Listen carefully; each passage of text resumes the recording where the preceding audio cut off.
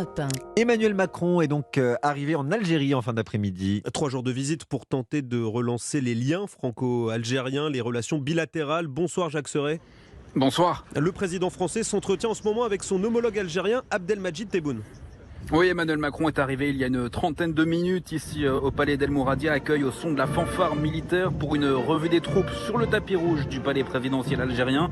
Avant une poignée de main appuyée, tournée vers les objectifs des photographes, les deux hommes s'entretiennent en ce moment en strict tête-à-tête. Leurs échanges devraient durer encore une bonne heure selon le programme officiel. Il faut dire que les sujets entre les deux pays sont nombreux. Alger réclame davantage de visas pour ses ressortissants, quand Paris souhaite que ce pays facilite le retour sur son territoire de ses citoyens en situation irrégulière en France. Autre enjeu, pas des moindres, la crise énergétique, conséquence de la guerre en Ukraine et des sanctions européennes contre la Russie.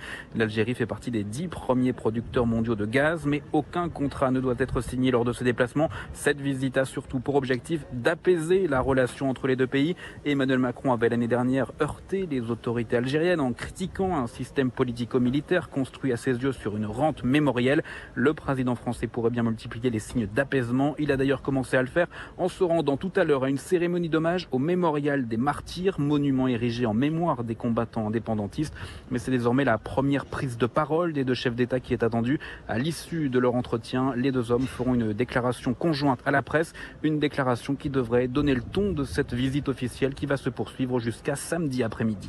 Jacques Serret, notre envoyé spécial à Alger.